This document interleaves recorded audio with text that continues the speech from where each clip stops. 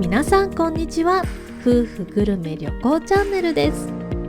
今回は東京グルメ散歩シリーズ。この東京グルメ散歩シリーズでは、東京の神社仏閣巡りや庭園巡りをしながら街の雰囲気を感じつつ食べ歩きを楽しむ内容になっています。そして今回は東京の下町曳舟向島食べ歩きのご紹介です。曳舟向島は東京墨田区にあり、どこを歩いていてもふと見上げると下町風情の向こうにスカイツリーがそびえ立っているような場所でもあります。ついついスカイツリーに目が行きがちですが、スカイツリー以外にも見どころや美味しいレストラン、和菓子屋など楽しめる場所はたくさんありました。東京の下町を感じつつ食べ歩きを楽しみたい方におすすめの散歩コースになっています。それでは具体的に今回の散歩コースは、曳舟駅をスタートし、レストランで腹ごしらえしてからの鳩の町通り商店街を抜け、スカイツリーを見ながら老舗和菓子屋を目指します。和菓子をゲットしたら長明寺へ行き、隅田公園で和菓子とコーヒーブレイク。その後隅田川沿いをのんびり散歩して、さらに有名な和菓子をゲットし白髭神社へ。この辺りで有名なコーヒーショップに立ち寄り、向島百貨園にも。その後は東武鉄道のさまざまな乗り物が展示された向島駅隣の東武博物館へ行くコースになっています。それでは本編スタートです。散歩のスタート地点は曳舟駅です。曳舟という地名は、この墨田区と葛飾区に流れていた曳舟川に由来します。曳舟川では小舟を人力で引いて運ぶ曳舟が活躍し、その名が地名となったと言われています。ただ現在は埋め立てられてしまい残っていないそう。さて散歩はスタートしたばかりですが、ちょうどお昼時。まずは腹ごしらえから。事前に調べてきたレストランがあるんです。それが曳舟駅から歩いて30秒ほどの場所にあるこちら、ロンド。こちらのレストランは若いシェフのいるお店だそうで、お料理を注文するとまず出てきたのは野菜サラダ。自家製の美味しいドレッシングがかかっていました。そして私たちが注文したのはこちら。夫は牡蠣のペペロンチーノを注文。牡蠣が上に盛り付けられていますが、なんと麺の中からも出てくるほど牡蠣がゴロゴロとたくさん入っていてびっくり。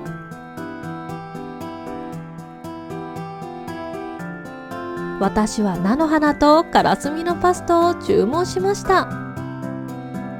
どちらも美味しかった。さて腹ごしらえをしたらお散歩再開です。長明寺に向かって歩いていきます。歩いていると当たり前にスカイツリーが見えますよ。長明寺に向かう途中にあるのが長明寺桜餅が名物の和菓子屋さん。こちらはなんと1717年創業で、江戸時代から300年以上の歴史のある老舗和菓子屋山本屋さんがあるんですよ。なんと桜餅を考案したお店でもあるんです。土手の桜の葉を塩漬けしてくるみ、長明寺の門前で売り出して、今や春を感じさせる和菓子といえばの代表的なお菓子になっています。店内でもいただける時があるそうですが、この時は店内でのサービスは中止されていたので、この近くにある公園でいただくことにしました。楽しみです。そして山本屋のお隣には長明寺があります。こちらのお寺は1615年頃に創建されたとされ、比叡山延暦寺を本山とする寺院です。江戸時代の三代将軍徳川家光が鷹狩り中に腹痛に見舞われ、寺内の井戸水で薬を服用したところ痛みが治まったという逸話から長命水と名付けられ、その後長命寺と名付けられました。ただこの時はお水は出ていませんでした。境内には松尾芭蕉の句碑などが多くあります。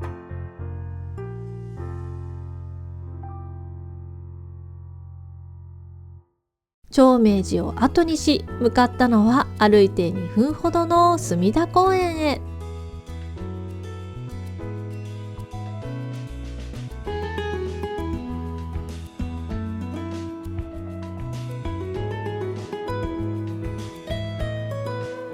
こちらの公園は隅田川沿いにあるちょっとした憩いの場。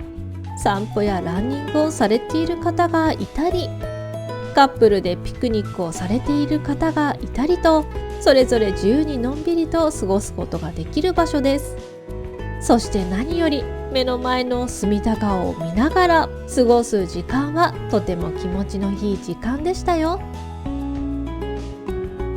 早速桜餅をいただこうと思います。箱を開ける前から桜餅独特の甘酸っぱい香りがほんのりと漂いました。最近夫はコーヒーに凝っているので、豆からひいたコーヒーをポットに入れてくれましたよ。大きい桜の葉を使っていますよね。葉と一緒に食べると桜の葉の塩味と香りが程よくし、葉を取って食べると皮とあんの甘みを感じられ、それぞれ美味しくいただけました。きっと江戸時代の人の中には今の私たちと同じようにこうして隅田川を見ながら桜餅を食べていた人もいただろうと思うと、なんだか不思議ですよね。それに江戸時代から多くの人々に親しまれてきた桜餅を今もこうして多くの人に親しまれているわけですから、食文化の歴史のつながりにロマンを感じてしまいます。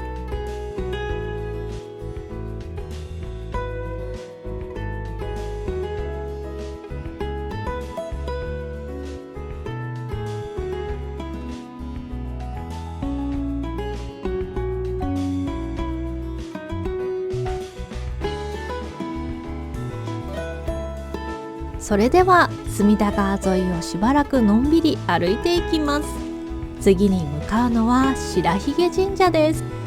ただ夫はまだデザートが足りないというので、途中に草餅の名店があるので寄り道していくことに。お目当てのお店は自慢草餅です。向かうまでの間、簡単にご紹介すると、このお店は隅田川の私のお客さん相手の茶店として明治時代に創業したお店で、現在では食べログ100名店にも選ばれたり、テレビにも取り上げられたりしている人気店です。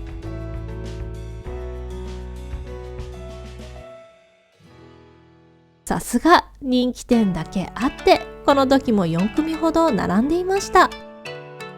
待ち列はできていましたが、10分ほどで買うことができましたよ。名物は店名にもある通り草餅です。よもぎの新芽だけを使って作られているんだそう。お店のすぐ横に小さな公園があるので、そちらのベンチに座っていただくことに。さっきパスタを食べて、桜餅を食べて、草餅を食べるという食いしん坊にも程がありますよね。しかも買ったのは草餅だけではありません。美味しそうなみたらし団子があったので、つい買ってしまいました。まずはみたらし団子から。もっちりしているのにふわっふわでもあり、これは美味しい。お次は草餅。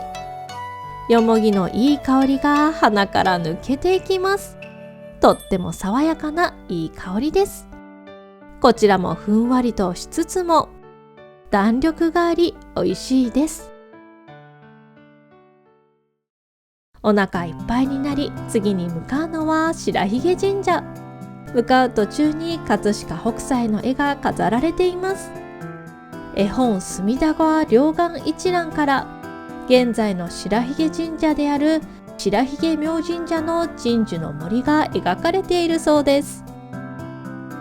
なるほど、葛飾北斎も白髭明神社を訪れたことがあったのかもしれません。いつか北斎が描いた隅田川の絵をなぞるように隅田川沿いを散歩してみたいですね。さて、白髭神社へ到着。主催神は猿田彦大神です。交通安全や法医よけの神様として信仰されているそう。隅田川七福神の寿老神としても崇められているんですって。すごく大きいわけではありませんが、とても立派なお社です。境内の中には様々な石や塚があったのですが、黒人塚というものが目に入りました。織田信長の家来だった弥助のような人物のものかと思って調べたところ、確かな情報かは分かりませんが、浜辺黒人という狂言師の方の塚だそう。現在の東京都港区出身で色黒だったことから、師匠が出身地と容姿の特徴から浜辺の黒人と名付けたそうです。第二の弥助ではないようでした。参拝を済ませたので御朱印をいただきましたよ。こうして散歩のために御朱印帳が埋まっていくのが楽しい。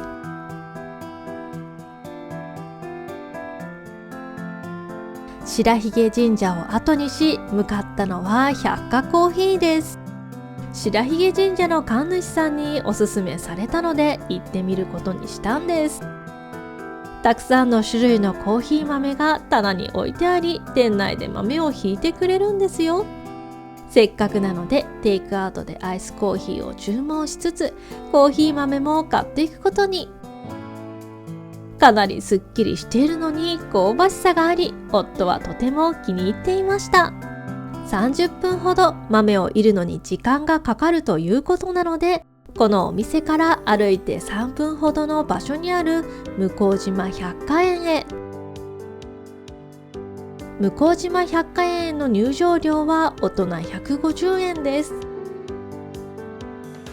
江戸の町人文化が花開いた文化文世紀に作られた庭園だそうです。てっきりどこかの藩の藩主が作ったのかと思いきや、なんと骨董商を営んでいた佐原という人物が江戸の文人墨客の協力を得て、草花鑑賞を中心とした民営の花園を作ったんだそう。ちょっとこれには驚いてしまいました。江戸の町人文化が栄えたとはいえ、こんな立派な庭園を作ってしまうとは。歴史の授業では習っていたけれど、こうして実際に訪れてみると、当時の人の芸術や美意識といったものを体感できるので、やっぱりこうした散歩って面白いですね。この時は3月初旬で梅がきれいに咲いていました。当時からこの庭園は多くの梅の木が植えられていたそう。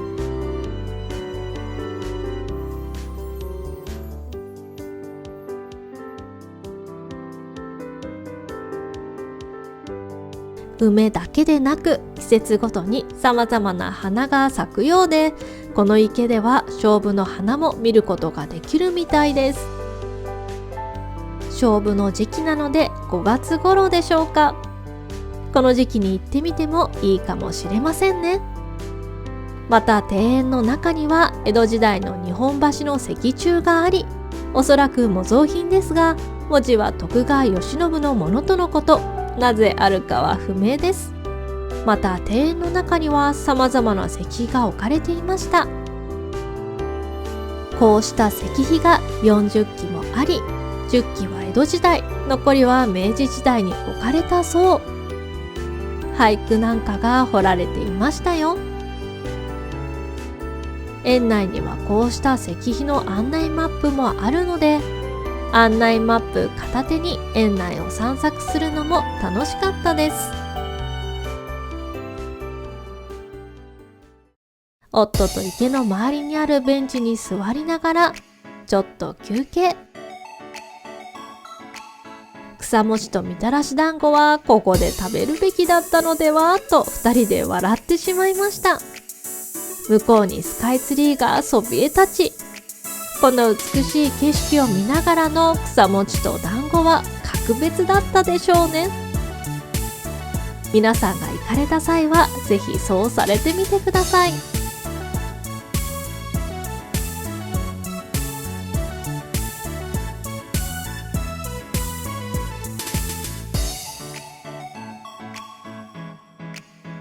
庭園の中にはお茶屋さんもあるので、そちらで一休みしてもいいかもしれません。ひょうたんを飾りにした草花も可愛らしい。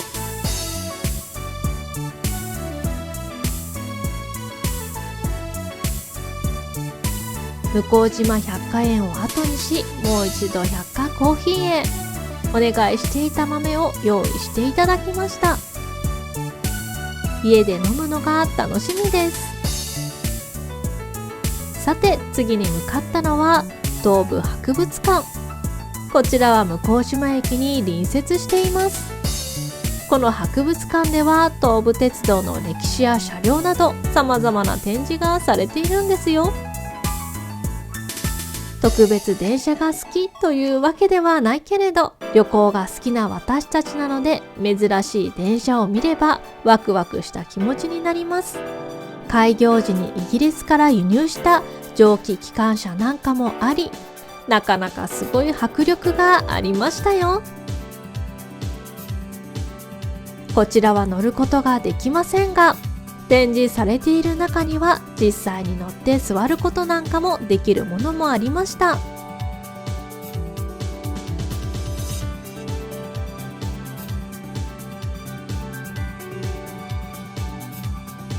こちらもかなり古いものですよね。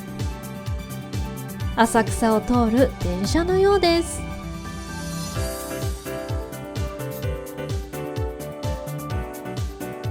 西新井と浅草間を行き来していたみたいですよ。こちらには実際に乗ることができました。運転席は随分シンプルな作りに見えますよね。そして乗客の座るスペースはこんな感じ。今とは違って内装は木造です。光が木に反射してとても素敵な雰囲気。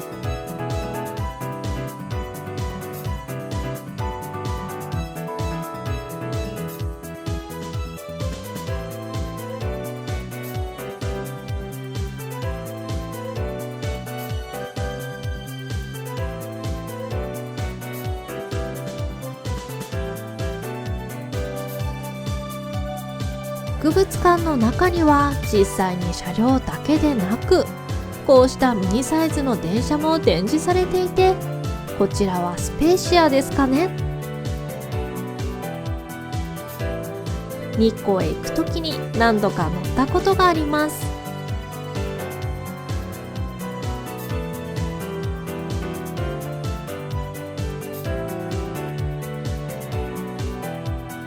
乗るときはだいたい個室に乗ることが多いです。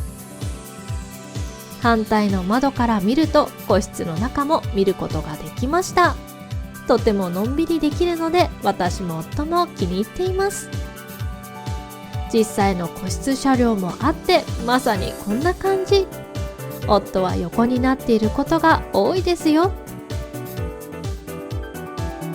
入ることはできませんでしたが、スペーシア X のコックピットもすごい眺めだろうな。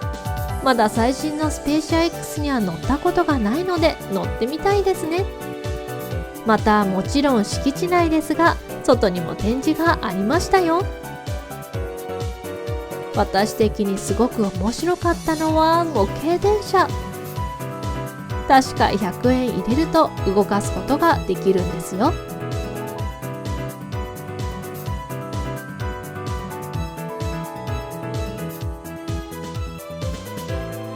ちょうど今走っているのが私が動かしている電車です。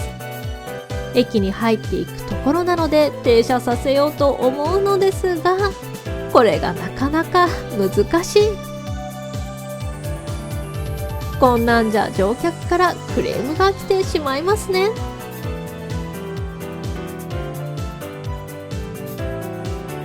せめて乗客が問題なく乗り降りできるであろう時間は停車させます。実際は乗客なんかいないので完全に妄想ですけどね。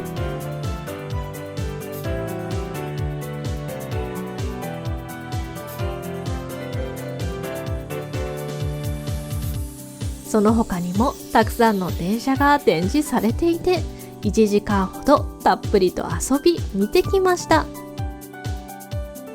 この後は博物館隣の向島駅で散歩を終わらせてもいいですし、歩いて10分ほどのスタート地点の曳舟駅に戻ってもいいかもしれません。私たちはまだまだ元気だったので、曳舟駅を経由し浅草駅まで歩くことにしましたよ。いつか浅草散歩もしたいですね。こんな感じで東京下町食べ歩きを楽しんできました。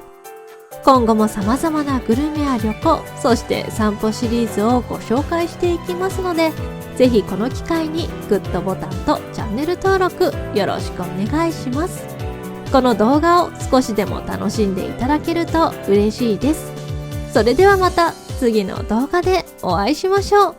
ご視聴ありがとうございました。